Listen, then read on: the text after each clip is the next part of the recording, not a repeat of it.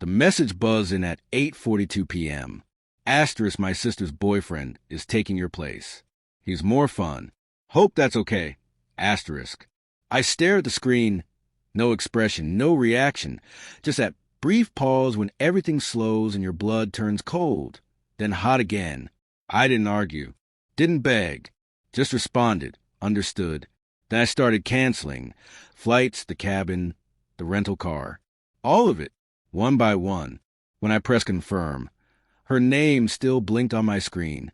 She probably expected me to be crushed, humiliated, but she had no idea what she'd just ignited. 9 years. That's how long we were married. Long enough to weather job losses, buy a home, bury our old dog, and imagine a child that never came. Her name was Lindsay. I used to whisper it like something sacred. She had a laugh that filled rooms and a love that once felt fierce and unshakable. I remember the first vacation I ever planned for her, a rundown cabin in the woods. Cheap, but was ours.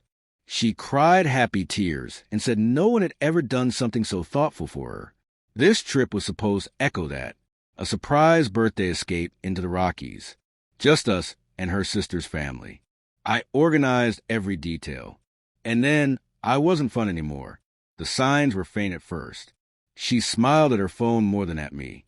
Laughed at jokes I didn't tell. Came home late. Fingers manicured for errands that supposedly didn't require it. I gave her the benefit of the doubt. Until dinner one night. She locked her phone. First time ever. I noticed, but I didn't accuse her. I paid attention. And I waited.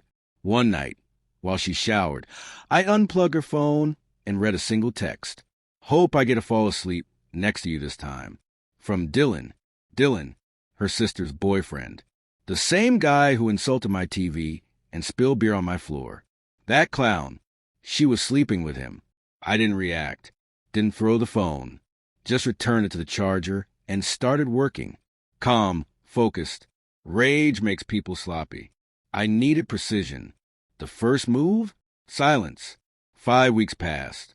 I said nothing. Just watched. Took notes. Saved messages. Logged calls.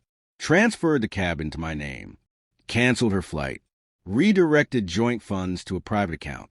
Got a P.O. box. Hired a lawyer. Not to file yet, but to help me create a solid record. I wasn't going to be the one who walked out looking guilty. Then came documentation. Screenshots. Voice memos. I slipped an old phone under a car seat. Voice recorder running. She gave me all the evidence I needed, one lie at a time. The trip day came. Or their trip. She kissed me on the cheek. Told me they'd meet me up there. I waved goodbye. 3 hours later, she texted. You could have told us everything was canceled. Then the calls came. I let them ring. Instead, I uploaded every confirmation email to our shared Google Drive, where her sister could see them, right beside a new folder labeled Play Me. Inside were voice recordings, text screenshots, and a note. Asterisk, since Dylan's such a blast. I thought you'd enjoy hearing what you two sound like in high definition. Don't worry, I made copies. Enjoy the rain. Asterisk.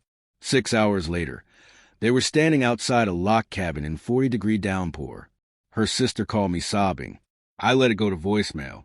Then I uploaded the full folder to her family group chat, the one with her mom, her aunts, their pastor, Dylan's employer, his girlfriend. Yeah, Dylan had one of those, too. All it took was one message, one push, one ruined vacation, and 5 lives shattered. She came home alone. There was no screaming, no dramatic confrontation. She walked in slowly, eyes swollen, voice trembling. I messed up. I nodded. She waited for yelling, for begging, for a reaction. I just slid an envelope across the table. Divorce papers. Already signed. She looked like she'd been shot. Can we at least talk? I looked her in the eye. We did. You just weren't listening. She cried. I didn't. I had already moved half the assets under my name. The lawyer saw to it. And that prenup, the one she insisted we didn't need, she signed it 6 years ago, on our anniversary, while sipping wine and smiling. She never even read it. This wasn't revenge. This was control. Me taking back the narrative. She bounced between her sister's house and a hotel. Then silence. Her social media went blank. Dylan's did too. I heard he lost his job. Company image, they said. Not a fan of fun on business trips. Apparently. I sold the house. Moved a few states away. New start. New address.